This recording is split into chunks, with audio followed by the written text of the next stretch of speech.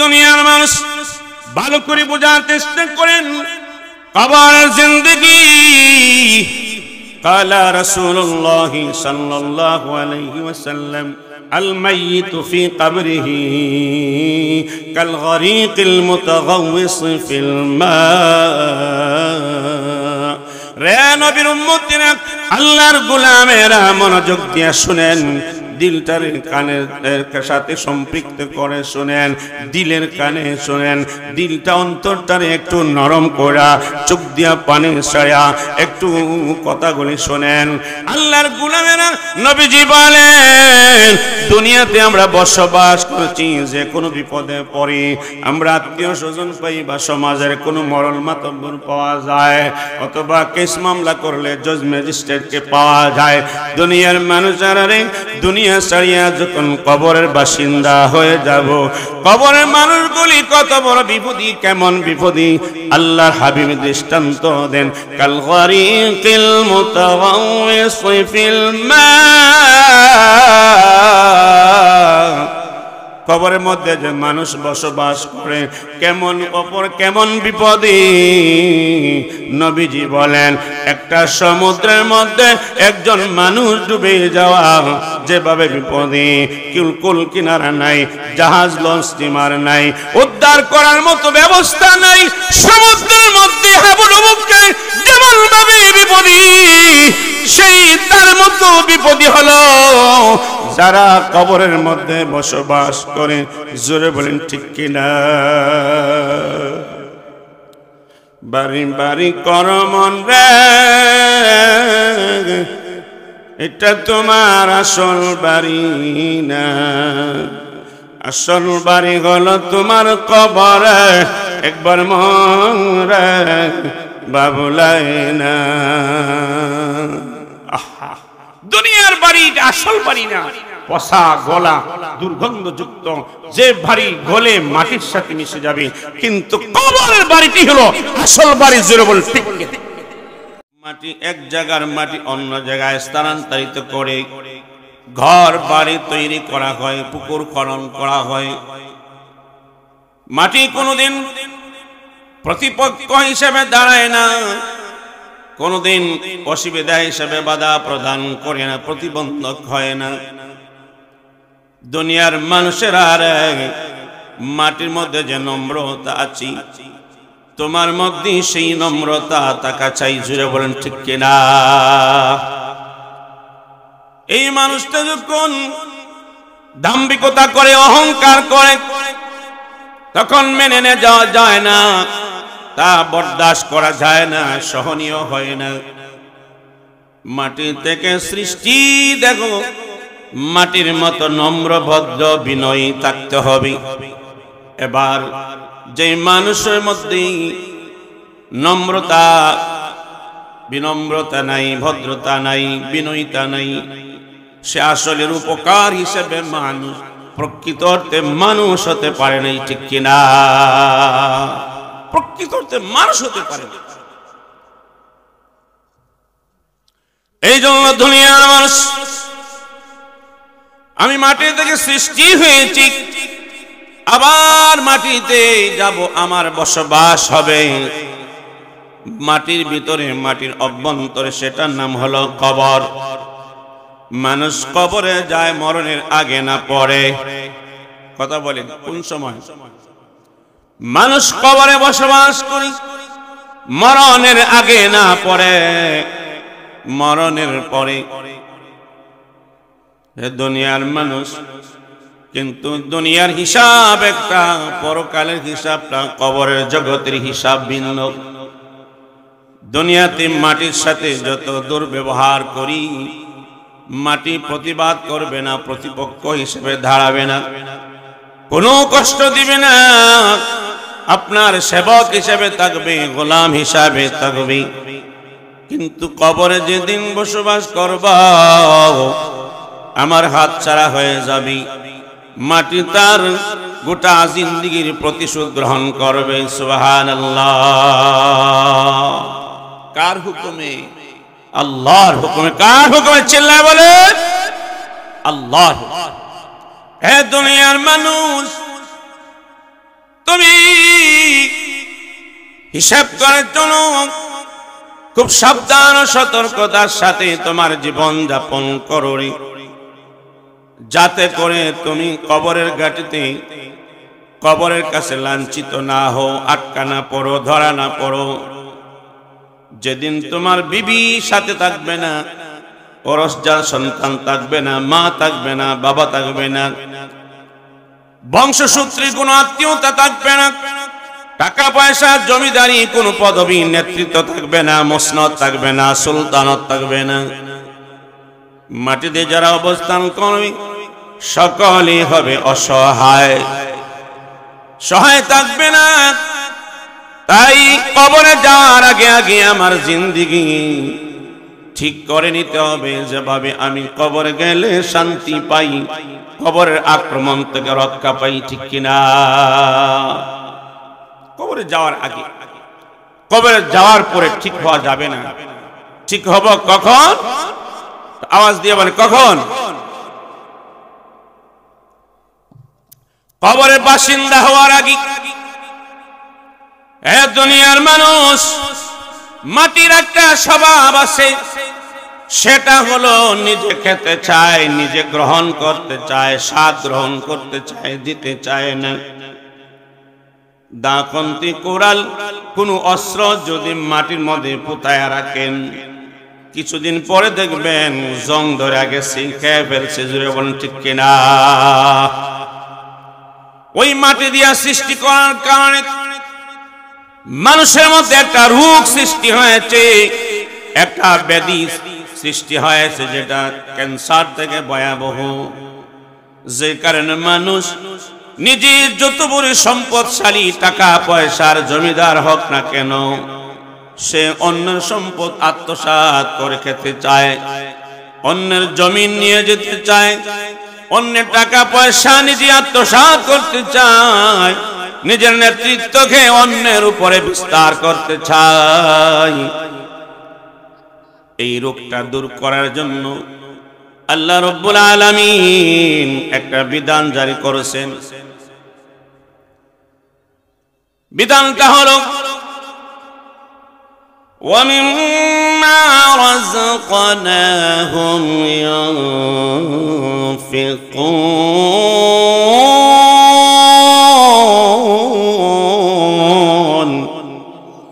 আল্লাহ রাব্বুল আলামিন বলেন, হে মানুষেরা, আমি আল্লাহ প্রদত্ত তোমাদেরকে যে সম্পদ দিয়েছি, রিজিক দিয়েছি, মাল দিয়েছি, মালদার হলে হিসাব করে যাকাত দাও। এখানে কে রে? এইগুলো কে দাঁড়াইছে? কথা বলতেছে? মাদ্রাসা ছাত্র না কোন ফুলাফান?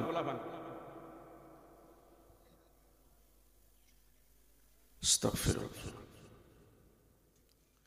এ দুনিয়ার মানুষ, সূরাতুল বাকারার মধ্যে উল্লেখ করেন, আল্লাহ বলেন মাটি দিয়ে সৃষ্টি করার কারণে ক্যান্সার থেকে আরো ভয়াবহ একটা রোগ জন্ম নিয়েছে। আটলান্টিক মহাসাগরের পানি দিয়ে দৌত করলে এই রোগ ভালো হবে না। মাদ্রাজ কাতা গিয়া বড় ডাক্তার দিয়ে চিকিৎসা করালে দূর হবে না। আল্লাহ পাক একটা বিধান জারি করেছেন, আল্লাহ প্রদত্ত সম্পদ থেকে ব্যয় করা, আল্লাহ প্রদত্ত মাল আসবাব থেকে ব্যয় করা। মালদার হলে হিসাব করে বৎসরে একবার যাকাত দেওয়া। মালদার যদিও না হয়, মধ্যবিত্ত হয় বা নিম্নবিত্ত হয়, তৌফিক অনুপাতে আল্লাহর রাস্তায় খরচ করা। যদি মানুষটা আল্লাহর দেওয়া মাল যে পরিমাণ হবে তৌফিক অনুপাতে খরচ করবে, তাহলে তাফসীরে কিতাবে আল্লামা ইমাম কুরতুবী বলেন, মাটি দিয়ে সৃষ্টি করার কারণে একটা রোগ জন্ম নিচ্ছে, এই রোগটা সুস্থ হইয়া আশরাফুল মাখলুকাত ফেরেশতার চেয়ে উচ্চ মর্যাদা হাসিল করবে। সুবহানাল্লাহ। এ দুনিয়ার মানুষ, যে মানুষ যাকাত দিক, ওই মানুষ কারো সম্পদ আত্মসাৎ করে ভোগ করবে না, জবরদস্তি করে জায়গা জমি দখল করবে না, চিন্তাই করবে না, হাইজ্যাকার করবে না, সুদ খাবে না, ঘুষ খাবে না। কেননা মালকে হিসাব করে ব্যবহার করে ইস্তেমাল করি। আমি ধনী হতে পারি নাই, সাহেবে মালদার হতে পারি নাই, যদিও আমার উপরে যাকাত ফরজ না, কিন্তু আল্লাহ প্রদত্ত যে পরিমাণ আমাকে মাল দিয়েছে, সদা সর্বদা হায়াত জিন্দেগিতে আমি আল্লাহ রাস্তায় খরচ করলে আল্লাহ মাটি দিয়ে সৃষ্টি করার কারণে যে রোগ হয়েছে এই রোগটা সুস্থ হইয়া আশরাফুল মাখলুকাত উপাধি দিয়ে আল্লাহ জান্নাতের বাসিন্দা বানাই দিবে। সুবহানাল্লাহ। এ দুনিয়ার মানুষ, তাইলে আল্লাহ বলেছেন মিনহা খলাকনাকুম ওয়া ফিহা নুঈদুকুম। আল্লাহ বলেন আমি মাটি থেকে সৃষ্টি করেছি, আবার মরে যাওয়ার পরে মাটিতে তোমাকে পুঁতায় রাখা হবে, দাফন করা হবে, সমাহিত করা হবে। এ দুনিয়ার মানুষ, বাংলাদেশের প্রেসিডেন্ট থেকে নিয়ে মন্ত্রী এমপি সাধারণ জনগণ পর্যন্ত মরতে হবে। জোরে বলেন ঠিক কিনা? শুধু বাংলাদেশ না, আসমানের নিচে জমিনের উপরে যত মানুষ, যত কান্ট্রিতে বসবাস করি, সকল মানুষ একদিন মরতে হবে, ঠিক কিনা? সকলে মরতে হবে।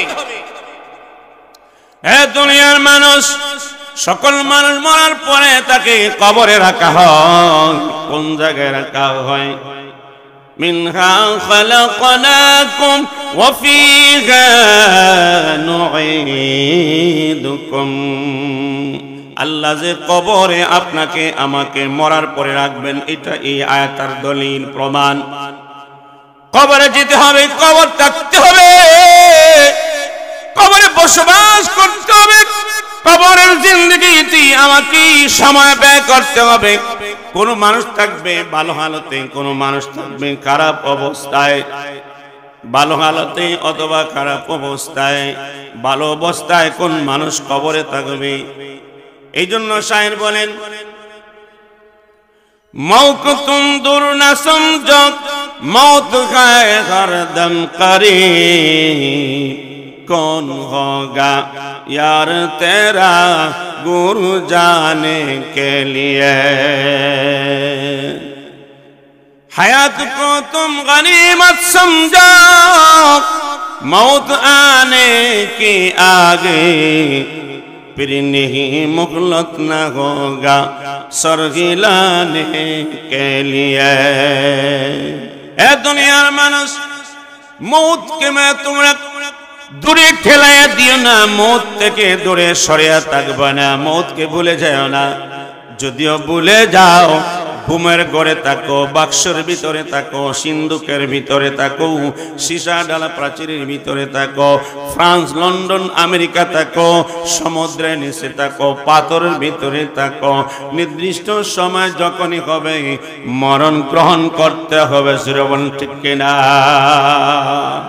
যদি মরণ গ্রহণ করতেই হয়, রাইসুল মুফাসসিরিন আলেমদের সম্রাট আল্লামা ইমাম হাসান বাসারি রহমতুল্লাহি আলাইহি বলেন, আমার বড় আফসোসের বিষয় লাগে, মানুষ জানে দুনিয়াতে চিরদিন থাকবে না, মরতে হবে, কবরে যেতে হবে, হাসরের মাঠে উপস্থিত হতে হবে, মালিকের দরবারে হাজিরা না দিতে হবে। এরপর কেন আল্লাহ রাব্বুল আলামিন কিভাবে মরণ ভালো হবে, কবর ভালো হবে, হাসরের মাঠে কিভাবে ভালো অবস্থায় আরশে আজিমের নিচে জায়গা পাবে, আল্লাহ কোরআনে কাজ করার জন্য নির্দেশ করেছেন। আমার নবী 63 বছরের জিন্দেগি দিয়া আল্লাহর নবী উম্মতকে সেই রাস্তা বলে দিয়েছেন, ঠিক কিনা? রাস্তা বলে দিয়েছেন।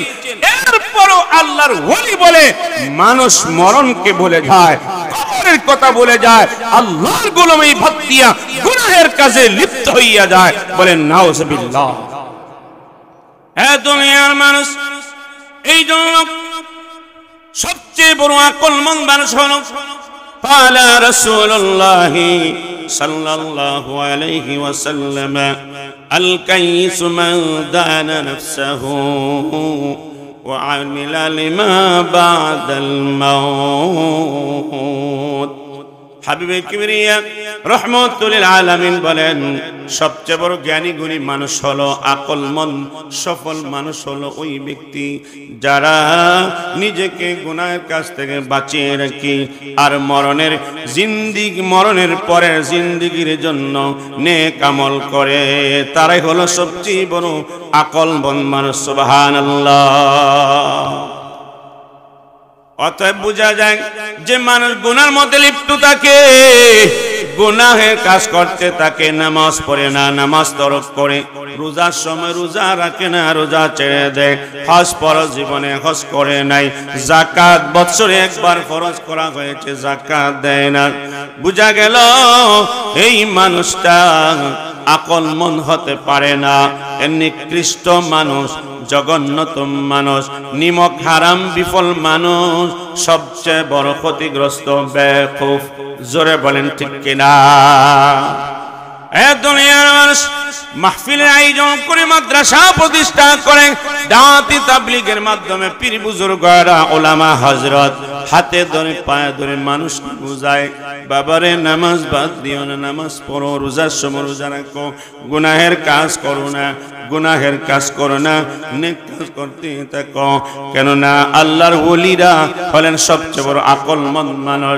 এই জন্য বাগানের কুলি থেকে লইয়া প্রেসিডেন্ট পর্যন্ত তাদেরকেও আকলমন্দ বানাইতে চায়। জোরে বলেন ঠিক কিনা?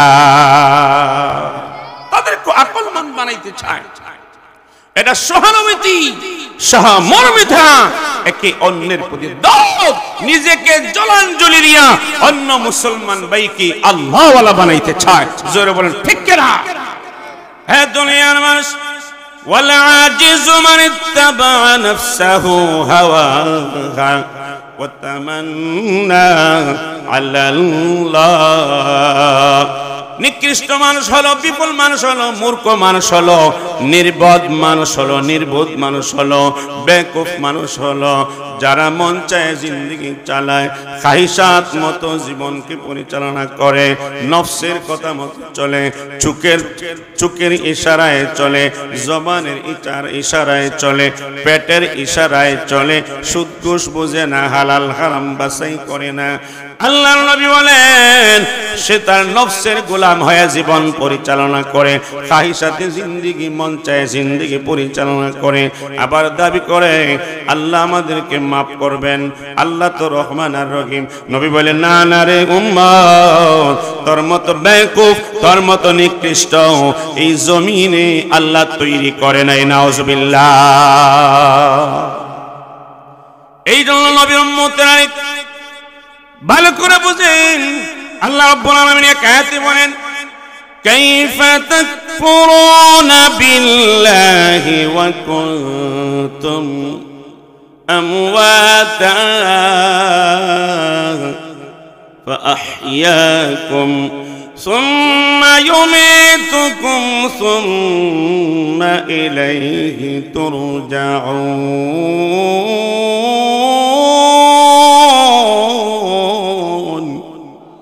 আল্লাহ রাব্বুল আলামিন বলেন, রে বান্দা, আকলমন্দ করে বানাইলাম, শ্রীগাল কুকুরের ঘরে তোমার জন্ম দেই নাই, কুত্তা বিলাই বানাই নাই, হিংস্র যন্ত্র বানাই নাই, দুরু দুরু করে তাড়াইয়া দিবে, মানুষ দেখলে মানুষকে সালাম দেয়, সম্মান করে, চোখের দিকে তাকাইলে মায়া লাগে, কণ্ঠ শুনলে মায়া লাগে, চেহারার দিকে তাকাইলে মায়া লাগে। ওই মায়ার জাতি, শ্রেষ্ঠ জাতি মানব কুলে জন্ম দিয়েছি। কিভাবে তুই রবের কুফরি করো, কিভাবে রবের ব্যাপারে অস্বীকার করো, কুফরি করো। কাইফা তাকফুরুনা বিল্লাহ, রবের প্রতি কিভাবে কি রূপে কুফরি করো, অস্বীকার করো। অথচ ওয়া কুনতুম আমওয়াতা, তোমরা তো মূলত নিষ্প্রাণ ছিলে, অপবিত্র, এক বিন্দু নুতফা দ্বারা সৃষ্টি, কোনো প্রাণ ছিল না, রূহ ছিল না। জোরে বলেন ঠিক কিনা? তোমরা অপবিত্র, নিষ্প্রাণ, এই পানি থেকে সৃষ্টি হয়েছ। ফাহিয়াকুম, আমি আল্লাহ ক্রমানুসারে মানব দেহ গঠন করা, তিলে তিলে 4 মাস যখন পূর্ণ হয়ে গেছি, আমি আল্লাহ তোর মায়ের পেটের ভিতরে থাকাকালীন রূহ ভর্তি করে দিছি, জীবন্ত হয়ে গেছো, প্রাণ বলা হয়ে গেছো। হে মানুষ, কিভাবে তোর রবের ব্যাপারে অস্বীকার করস, কুফরি করস? এরপরে সুম্মা ইউমিতুকুম, আবার আমি আল্লাহ তোমাদেরকে মৃত্যু দান করব। সুম্মা ইউহয়িকুম, আবার তোমাদের রব তোমাদেরকে জীবন দান করবেন, প্রাণ দান করবেন, সজীব করবেন। সুম্মা ইলাইহি তুরজাউন,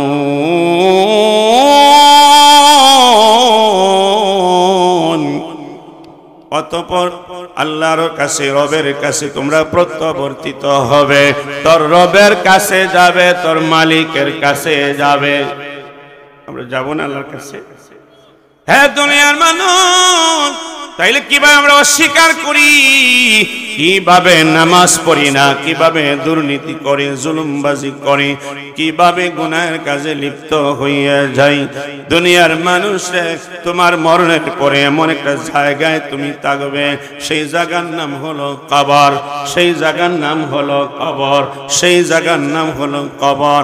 কবর হলো পরকালের প্রথম গাঠি। জোরে বলেন ঠিক কিনা? হযরত উসমান গনি রাদিয়াল্লাহু তাআলা আনহু রাস্তা দিয়ে হাঁটতেন, যখন চোখের সামনে কবর দেখা যাইতো, কবর পাইতেন, চোখ দিয়া পানি ভয়ে যাইতো, কান্নায় ভেঙে পড়তেন। কেননা পরকালের প্রথম ঘাঁটি হলো কবর। কবরে যে মানুষটা শান্তিতে থাকবে, আরামে থাকবে, সে আল্লাহ পাকের সান্নিধ্য পাবে, সন্তুষ্টি পাবে। এই জন্য হযরত উসমান গনি রাদিয়াল্লাহু তাআলা আনহু কবরের কথা স্মরণ করতে করতে কাঁদতে কাঁদতে চোখের বুয়া নিচে একটু জায়গা পানি জমতে জমতে জখম হয়ে গিয়েছিল। রাইসুল মুফাসসির আব্দুল্লাহ ইবনে আব্বাস রাদিয়াল্লাহু তাআলা আনহু কাঁদতে কাঁদতে চোখ হারিয়ে ফেলেছেন, অন্ধ হয়ে গেছেন, অন্ধ হয়ে গেছেন। মা দোয়া করেছেন, প্রথমবার আল্লাহ রাব্বুল আলামিন আব্দুল্লাহ ইবনে আব্বাসের চোখে আল্লাহ ফিরিয়ে দিয়েছেন, দ্বিতীয়বার আবার অন্ধ হয়ে গেছে। কাঁদতে কাঁদতে, সুবহানাল্লাহ, আমরা কানলে তো চোখ দিয়ে পানি আসে না, কানতেও জানি না, ঠিক কিনা বলেন? রম তাংসা করে জীবন চালাই। রাইসুল মুফাসসিরিন আব্দুল্লাহ ইবনে আব্বাস রাদিয়াল্লাহু তাআলা আনহু আত্মীয় স্বজন বলতেছে, ডাক্তারের কাছে নিয়ে যাব, চলেন। উনি বলতেছে, ডাক্তারের কাছে যাওয়ার প্রয়োজন নাই, হুজুর চলেন। শেষ পর্যায়ে ডাক্তারের কাছে নিয়ে গেছি। যাওয়ার পরে ডাক্তার দেখি ট্রিটমেন্ট দিয়ে পরামর্শ দিতেছে, বলতেছে, হুজুর আপনার চোখের চিকিৎসা করব, তবে একটা শর্ত গো, আপনি নামাজ পড়বেন, মাথা নুইতে পারবেন না, সেজদা দিতে পারবেন না। সেজদা না দিয়া আপনি স্বাভাবিকভাবে মাথা উঁচু করে রাখবেন, নামাজ পড়বেন। আব্দুল্লাহ ইবনে আব্বাস রাদিয়াল্লাহু তাআলা আনহু, নবীর নন্দিনী সাহাবী, আল্লাহর প্রেমিক, আল্লাহর গোলাম, জবাব দেন, রে ডাক্তার, আল্লাহর ভয়ে, মওতের ভয়ে, কবরের ভয়ে, জাহান্নামের ভয়ে আল্লাহ পাকের দরবারে হিসাব নিকাশ দিতে হবে, সেই ভয় আমি আব্দুল্লাহ ইবনে আব্বাস কানতে কানতে চক্ষুটা অন্ধ হয়ে গেছি, জলসা পড়ে গেছি। এবার তুমি বলতেছো নামাজ পড়া যাবে না, নামাজ বাদ দিলে সুস্থ হয়ে যাইবা। রে ডাক্তার, আমি আব্দুল্লাহ ইবনে আব্বাসের নামাজ পড়তে যাইয়া যদি প্রাণ চলে যায়, তবু আমি আল্লাহর হুকুম নামাজ বাদ দিতে পারবো না, আল্লাহর কুদরতি পায়ে সেজদা বন্ধ করতে পারবো না। আমি অন্ধ হয়ে আল্লাহর কুদরতি পায়ে সেজদা দিয়া মরতে চাই, অন্ধ হয়ে হাসরের মাঠে আমার মালিকের সামনে হাজিরা দিতে চাই। আল্লাহ যদি জিজ্ঞাসা করেন, আব্দুল্লাহ ইবনে আব্বাস রে তুমি গুনাহগার মানুষ, নাফরমান মানুষগুলি আমি আল্লাহর গোলামি না করার কারণে, আমি আল্লাহর জিকির না করার কারণে আমি একদলকে অন্ধ অবস্থায় কবর থেকে উঠাইছি। কিন্তু আব্দুল্লাহ ইবনে আব্বাস, তোমার চক্ষু অন্ধ কেন? তুমি তো দুনিয়া থাকাকালীন জান্নাতের সার্টিফিকেট প্রাপ্ত সাহাবী। আমার আব্দুল্লাহ ইবনে আব্বাস, তুমি জবাব দাও। আমি তখন বলবো, মালিক তুমি জানো তোমার কুদরতি পায় সেজদা দেওয়ার কারণে, তোমার গোলামি করার কারণে, তোমার আযাব আর গজবের ভয়ের কারণে, তোমার বিচার হিসাব নিকাশের মিজানের পাল্লা কি হবে না হবে, ওই ভয়ে, মৌতের ভয়ে, কবরের ভয়ে, হাসরের ভয়ে গো আল্লাহ, আমি আব্দুল্লাহ ইবনে আব্বাস কাঁদতে কাঁদতে চক্ষু হারাইছি। অতএব আমি অন্ধ হইয়া মরতে রাজি, আমি নামাজ সেজদা বাদ দিতে পারবো না। এটাই ছিল আল্লাহর গোলাম, এটাই ছিল প্রকৃতপক্ষে মানুষ। আমরা তো রূপকার মানুষ, সুরতে মানুষ, হাকিকতে মানুষ হতে পারি নাই। দুনিয়ার মানুষ ভালো করে বোঝার চেষ্টা করেন কবরের জিন্দেগি। قال رسول الله صلى الله عليه وسلم الميت في قبره كالغريق المتغوص في الماء। রে নবীর উম্মতিরা, আল্লাহর গোলামেরা মনোযোগ দিয়ে শুনেন, দিলটার কানের সাথে সম্পৃক্ত করে শুনেন, দিলের কানে শুনেন, দিলটা অন্তরটারে একটু নরম করা, চোখ দিয়া পানি ছায়া একটু কথাগুলি শুনেন। আল্লাহর গোলামেরা, নবীজি বলেন, দুনিয়াতে আমরা বসবাস করছি, যে কোনো বিপদে পড়ি, আমরা আত্মীয় স্বজন পাই বা সমাজের কোনো মরল মাতব্বর পাওয়া যায়, অথবা কেস মামলা করলে জজ ম্যাজিস্ট্রেটকে পাওয়া যায়।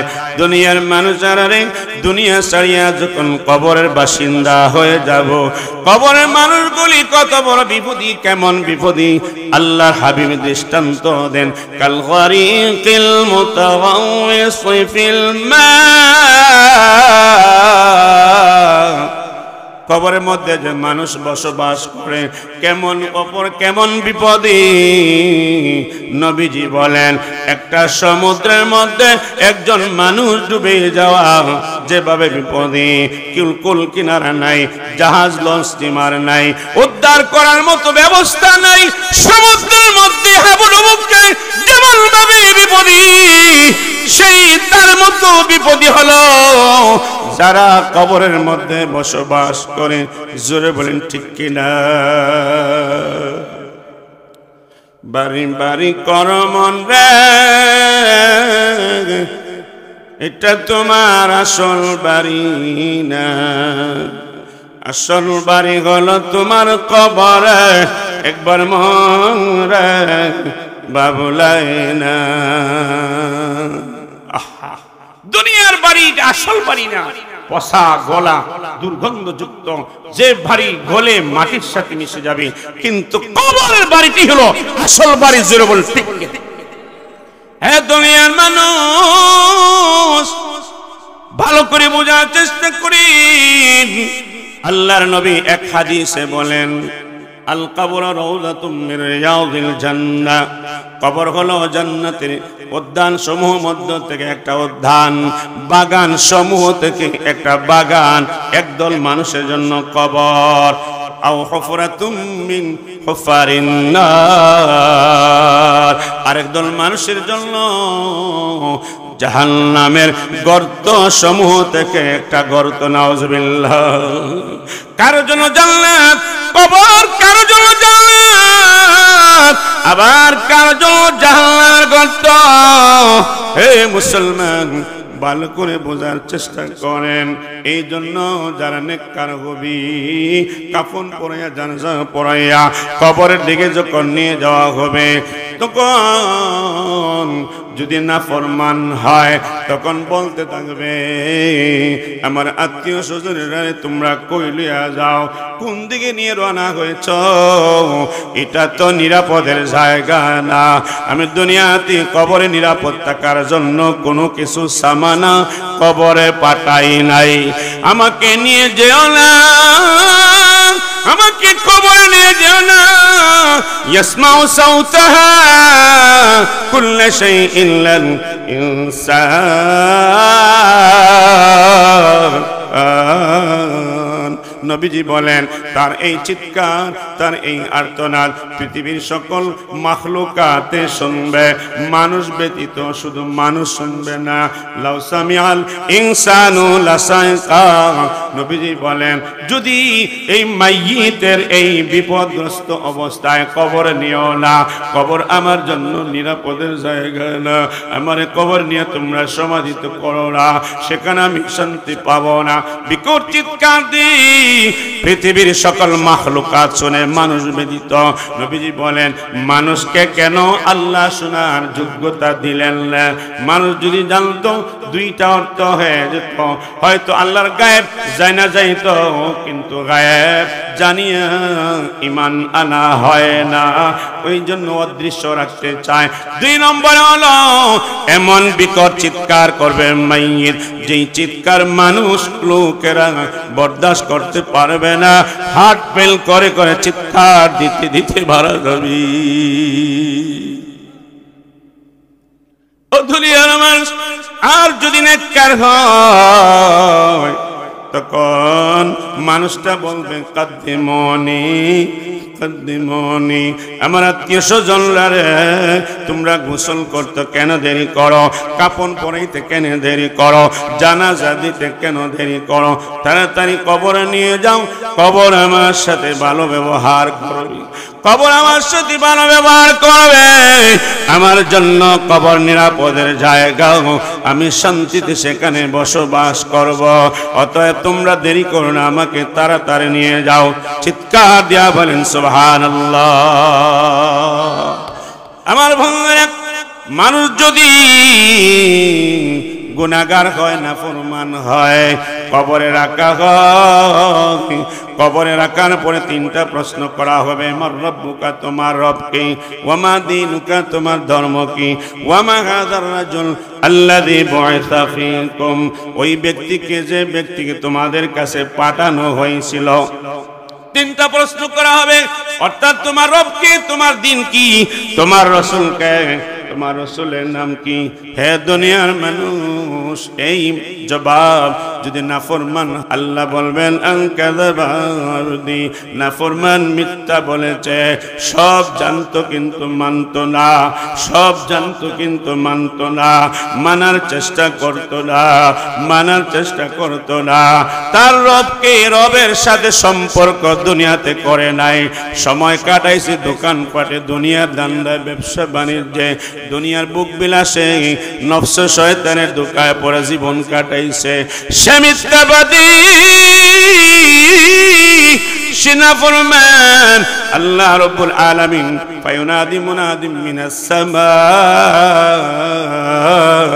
আল্লাহর পক্ষ থেকে আওয়াজ আসবি, ফাফরিসুহু মিনাল নার, জাহান্নামের পোশাক পরাইয়া দেও। বলে নাউযুবিল্লাহ। জাহান্নামের আগুনের তৈরি পোশাক পরানো হবে। ওয়ালবিসুহু মিনান নার, জাহান্নামের আগুনের তৈরি বিছানা দেওয়া হবে। হে দুনিয়ার মানুষ, এরপরে জাহান্নামের সাথে কবরকে কানেকশন করে দেওয়া হবে। আরেক হাদিসের মধ্যে আল্লাহ বলবেন, কবর তোমার কাছে ভালোভাবে নিরাপদে থাকার জন্য দুনিয়াতে জানতো কিন্তু আমল করে নাই। রে কবর, একটা চাপা দাও, একটা চাপা দাও। রব্বে কারিমের কথা শুনে ডান দিকের মাটি বাম দিকের মাটির সাথে মিশে যাবে। মানুষটার ডান দিকের হাড্ডিগুলি বাম দিকের হাড্ডির ভিতরে ঢুকে যাবে, বাম দিকের হাড্ডিগুলি ডান দিকের হাড্ডির ভিতরে ঢুকে যাবে। হ্যাঁ দুনিয়ার মানুষ, কিয়ামত পর্যন্ত এমন অবস্থা থাকবে, বাঁচাও বাঁচাও বাঁচাও বলবে। মা পাশে দাঁড়াইবে না, বাবা পাশে দাঁড়াইবে না, বন্ধু বান্ধব কেউ পাশে দাঁড়াইবে না, সুলতানও তো কোনো কাজে আসবে না, সম্পদ কোনো কাজে আসবে না রে, দুনিয়ার জমিদারি কোনো কাজে আসবে না।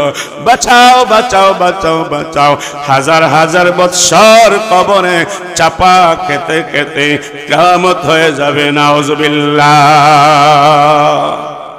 সময় হাতে কম। এটা হলো গুনাহগার মানুষের কবরের অবস্থা। নেককার মানুষের কবরের তিনটা অবস্থা বইলেই আমার কথা শেষ করব। বলবো যারা আছেন অনুরোধ করব, খালি জায়গা আছে বসেন, ফায়দা হবে যুবক, ফায়দা হবে।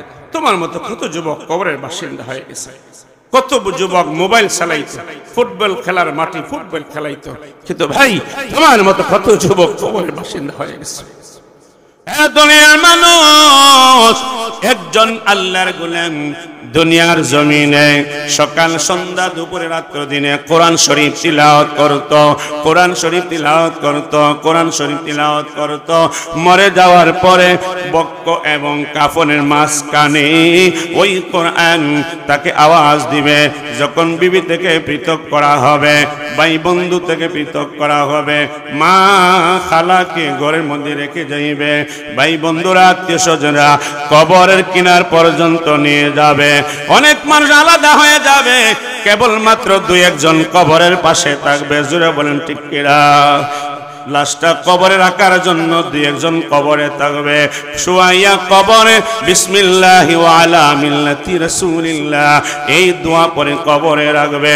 শেষ পর্যায়ে এই লোকগুলিও কবরে হাসিয়ার উপরে হাত রেখে লাফ দিয়ে উঠে যাইবে। কেউ নাই, কেউ নাই, মাইয়ুত তাকায়া দেখবে, কেউ নাই, বিবি তো নাই, মা তো নাই, খালা তো নাই, আগেই নাই, ঘরে রেখে আইছি, আমার সন্তান নাই, আমার বাবা নাই, আমার ভাই নাই, আমার বন্ধু নাই, আপন বলতে কোনো মানুষ নাই, কেউ নাই। এমন অবস্থায় দুনিয়ার জমিন যে খেয়ে না খেয়ে গরম ঠান্ডা রাত্র দিনে আল্লাহর কোরআন শরীফ তিলাওয়াত করতাম। এই কোরআন বলবে, রে মাইয়িত ভয় পাইস না, আমি আল্লাহর কোরআন, জাহান্নামের শাস্তির ভয় পাস না, দুনিয়া নিয়ে কোনো পেরেশানি করিস না, কবরের শাস্তি হবে না, কবরে কোনো শাস্তি হবে না, পরকালে শাস্তি হবে না। আমি কোরআন আসি, কোরআন আসি, জান্নাতের খুশখবরি তুমি গ্রহণ করো। সুবহানাল্লাহ। এইভাবে কোরআন সান্ত্বনা দিবি, তাকে বুঝাইবে মার চেয়ে আপন, বাবার চেয়ে আপন, সন্তান থেকে আপন, পৃথিবীর সবচেয়ে আপন আমল আল্লাহর কোরআন তিলাওয়াত। কোরআন পাশে থাকবে, বন্ধু হইয়া থাকবে। এই জন্য বন্ধুরা কোরআনের সাথে সম্পর্ক লাগাইতে রাজি আসেনি।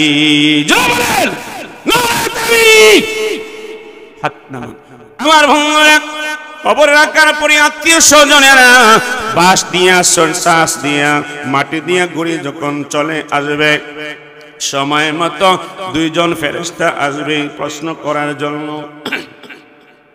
প্রশ্ন করার জন্য আসবে তিনটা প্রশ্ন, মার রাব্বুকা ওয়া মা দীনুকা ওয়া মা হাযার রাজুল আল্লাযী বুইসা ফীকুম, তোমার রবকে, তোমার দিন কি, তোমার নবীকে, এই প্রশ্নগুলি করবে।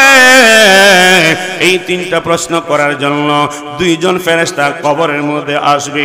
আয়েশা দেখবে কি জানি একজন এই মাইয়িতটাকে বেষ্টনী দিয়া রাখছি, মাথার দিকে গেলে সে মাথার দিকে গিয়া আত্মরক্ষা করার জন্য ডাল হইয়া যায়, বুকের দিকে গেলে সে আক্রমণ করার, নিরাপদ করার জন্য তাকে ডাকনা দিয়ে দেয়, পায়ের দিকে গেলে পায়ের দিকে এই জিনিসটা তাকে ডাকনা দিয়া রাখি।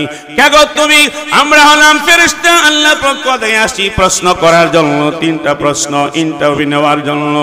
বলতেছি তোমরা প্রশ্ন করো না কেন? বলে তুমি সরব, বলে আমি সরব না, আমি সরব না। লম্বা হাদিস বলতেছে, বলে তুমি সরবে না, তুমি কে? বলে আমি কোরআন। সকাল সন্ধ্যায় সারা জীবন আল্লাহর গোলাম কোরআন শরীফ তিলাওয়াত করতো, আমি কোরআন তার বন্ধু। আমি কোরআন কতক্ষণ থাকবেন? বলে আমি সারা কিয়ামত পর্যন্ত কবরে থাকবো। বলে এরপরে বলে আমি হাসরের মাঠে তার পাশে যাব, আর শাজিমের নিচে তাকে জায়গা করে দিব। আর মালিক কি বলবো, মালিক এই কোরআন আপনার গোলাম, আমি কোরআন তিলাওয়াত করতো, কোরআন মুহাব্বত করতো, কোরআনের সাথে সম্পর্ক রাখতো, মালিক তাকে মাফ করে দাও, তার বাড়ি জান্নাতে জায়গা করে দাও। আল্লাহর কাছে মঞ্জুর না করাইয়া আমি কোরআন তার কাছ থেকে দূরে যাব না। সুবহানাল্লাহ। ফেরেশতা আল্লাহর কাছে বলবে, মালিক কি অদ্ভুত একটা মাইয়িত কবরে দেখলাম, কিন্তু কোরআন বলতেছে তার কাছে প্রশ্ন করতে পারতেছি না। ওগো মালিক, সে দূরে যাবে না, সরবে না। আল্লাহ বলবেন, ফেরেশতারা রে চলে আসো, চলে আসো, আর আমার গোলামকে প্রশ্ন করতে হবে না, আর প্রশ্ন করতে হবে না। সারা জিন্দেগি এই তিনটা প্রশ্নের জবাব আমার গোলাম দুনিয়ার জমিনে দিয়েছে, আর কবরে দিতে হবে না। যা যা যা, আমার গোলামের ঠিকানা করে দিলাম জান্নাত। সময় কম, এই জন্য কে কে আছেন কোরআনের সাথে মহব্বত লাগাই দুটাকে আল্লাহকে দেখান। নারে তাকবীর, লিল্লাহি তাকবীর, মারহাবা। তাই